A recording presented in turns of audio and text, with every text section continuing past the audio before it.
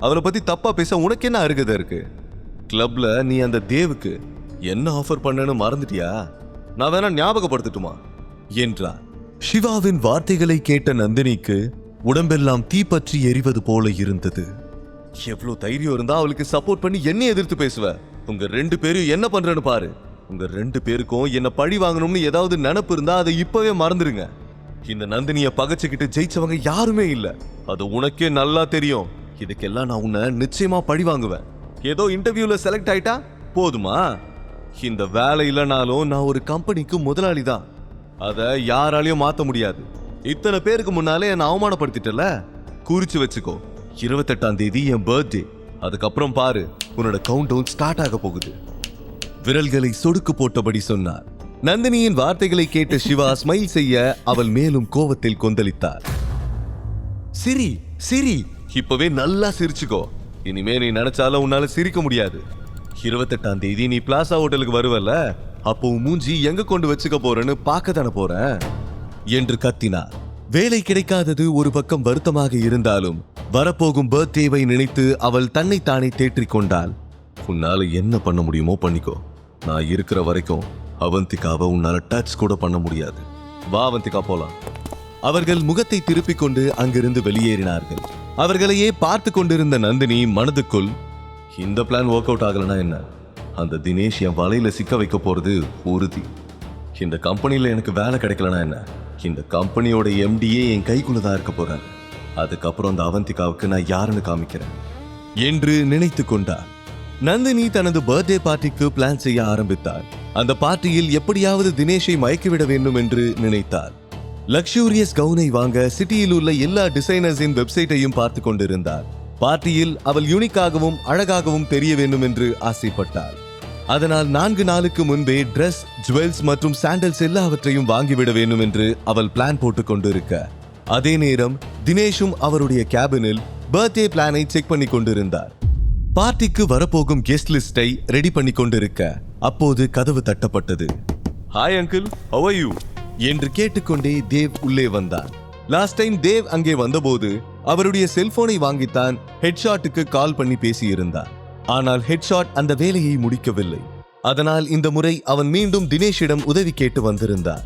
முடியை சிலுப்பியபடி அவருக்கு அருகில் அமர்ந்து, அங்கிள், உங்க கான்டாக்ட் லிஸ்ட்ல ஹெட்ஷாட்டை விட பெரிய மாஃபியா யாராவது இருக்காங்களா என்று கேட்க, ஏன் என்னாச்சு? ஹெட்ஷாட் அந்த வேலையை முடிக்கலையா என்று கேட்டார். அந்த ஹெட்ஷாட் ஒரு யூஸ்லெஸ் அங்கிள். அவர் என்கிட்ட பணத்தை வாங்கிட்டு வேலையை செய்யவே இல்லை என்று அவன் சொல்லி முடிப்பதற்குள், நோ தேவ், ஹெட்ஷாட் பத்தி உனக்கு தெரியாது. அவர் ஒரு வேலையை செய்யறேன்னு சொன்னா கண்டிப்பா செய்வாரு. அவரோட தொழில அவர் சுத்தமா இருப்பாரு.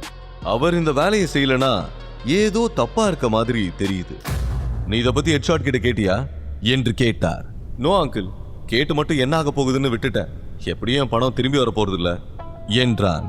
தினேஷுக்கு ஏதோ தவறாக தோன்றியது. தேவ், ஒருவேளை தப்பு மேல இருக்குன்னு தெரிஞ்சா நிச்சயம் நான் உன்னை மன்னிக்கவே மாட்டேன் என்று வான் செய்தார். சற்று பதறிய தேவ், அப்படிலாம் எதுவும் இல்லை அங்கிள், நீங்க என்னை நம்பலாம். கடைசியா ஒரு தடவை எனக்கு ஹெல்ப் பண்ணுங்க, இதுக்கப்புறம் உங்களை டிஸ்டர்ப் பண்ணவே மாட்டேன் என்றான். இல்ல தேவ், எனக்கு என்னவோ தப்பா படுது. முதல்ல அவன் யாரு, அவன் எப்படி இருப்பான்னு சொல்லு. அவன் போட்டோவை காமி, அதுக்கப்புறம் நான் உனக்கு ஹெல்ப் பண்ணலாமா வேணாமான்னு முடிவு பண்றேன் என்றார். ஆனால் தேவிடம் சிவாவின் போட்டோ இருக்கவில்லை. அவன் உடனே அங்கிருந்து போவதற்காக எழுந்தார். வாட் ஹேப்பன் தேவ் என்று அவர் கேட்க, நத்திங் அங்கிள், எனக்கு கொஞ்சம் அவசரமா ஒரு வேலை இருக்கு என்று சொல்லிவிட்டு வெளியேறினான். தேவ் சிவாவை ஒரு நார்மல் பர்சன் என்று நினைத்துக் கொண்டிருந்தார். அதனால் தான் அவன் தினேஷை அந்த விஷயத்தில் ஈடுபடுத்த விரும்பவில்லை.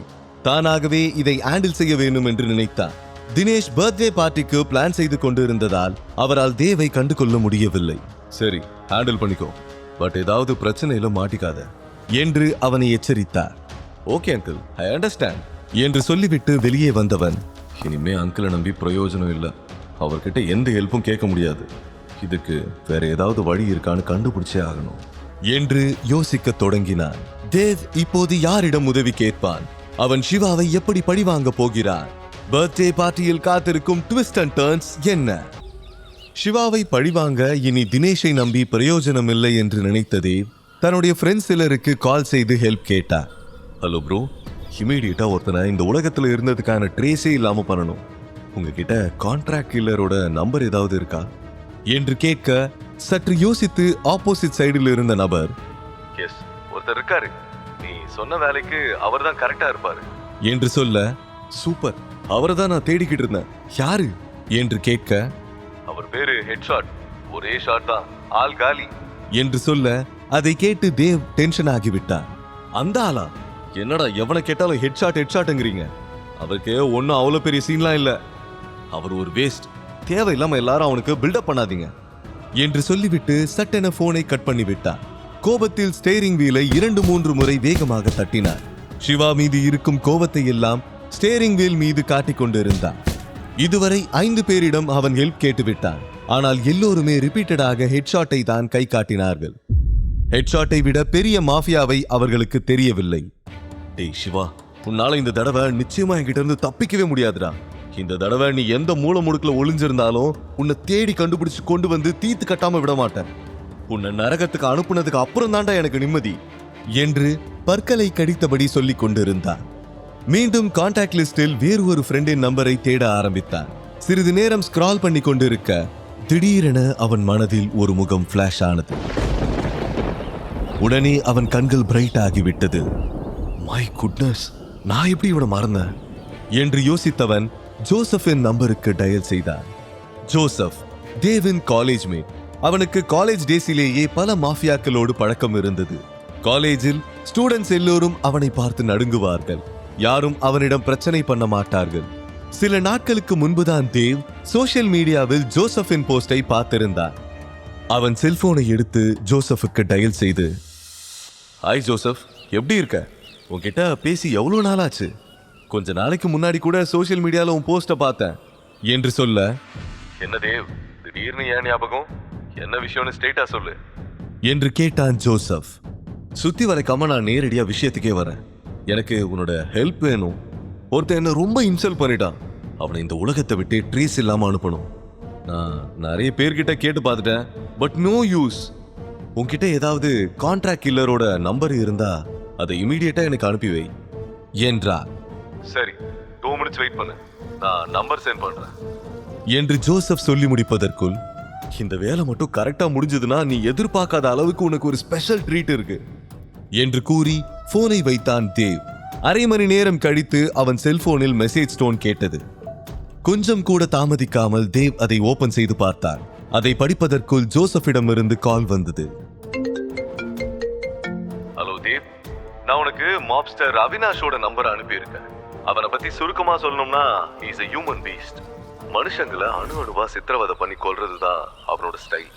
என்கிட்ட இருக்கிற கான்டாக்ட்ஸ்ல அவன் தான் உனக்கு ஏத்தாள். நீ எப்படி கேட்கிறியோ அப்படி செய்வான் என்று ஜோசப் மாப்ஸ்டர் அவினாஷை பற்றி சொல்ல, அதை கேட்டு தேவுக்கு புதிதாக ஒரு நம்பிக்கை பிறந்தது. சிவாவை பழிவாங்க அவனுக்கு சரியான ஆள் கிடைத்து விட்டதாக நினைத்தான். டேய் சிவா, இனி உன்னை யாராலையும் காப்பாற்ற முடியாதுடா என்று நினைத்துக் கொண்டே மாப்ஸ்டர் அவினாஷுக்கு டயல் செய்தான். நீங்கள் டயல் செய்த எண் தற்போது ஸ்விட்ச் ஆஃப் செய்யப்பட்டுள்ளது. ப்ரீ ரெக்கார்டட் வாய்ஸை கேட்டு தேவ் டென்ஷன் ஆகிவிட்டான். ஷிட் ஷிட் ஷிட் என்று ஸ்டேரிங்கை 3 முறை ஆக்ரோஷமாக தட்டினான். ஜோசப் ஒருவேளை ராங் நம்பரை அனுப்பிவிட்டானோ என்று நினைத்து கோவப்பட்டான். அப்போது தேவ் தினேஷின் நம்பரில் இருந்து 2 மிஸ்டு கால்ஸ் வந்திருப்பதை பார்த்தார்.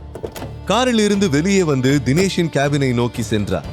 கதவை 2 முறை தட்டிவிட்டு பதிலுக்காக வெயிட் பண்ணாமல் தினேஷின் பக்கத்தில் சென்று உட்கார்ந்தார். தேவ், நீ எங்க போன?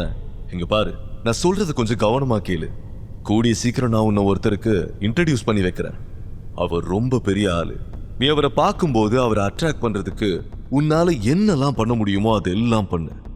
ஒருவேளை அவர் மட்டும் இம்ப்ரெஸ் ஆயிட்டார்னா அதுக்கப்புறம் உன் லைஃப்ல எந்த பிரச்சனையும் இருக்காது என்று சொல்ல, என்ன அங்கிள், பில்டப் எல்லாம் ஓவரா இருக்கு. அவர் என்ன அவ்வளோ பெரிய அப்பாட்டாக்குறா? யார் அவரு? அவர் பேர் என்ன என்றான். நோ தேவ், அவரை பத்தி தப்பா பேசாத. அவரை பத்தி தெரிஞ்சா நீ இப்படி பேச மாட்ட.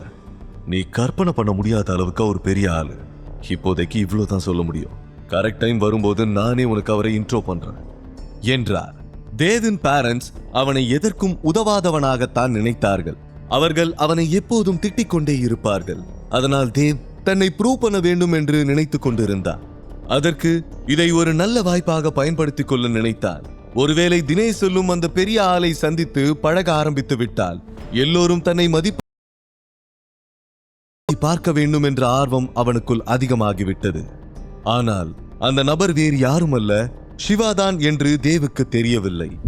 அவன் சற்று நிம்மதியாக உணர்ந்தான். அப்போது அவனுக்கு நந்தினியின் ஞாபகம் வந்தது.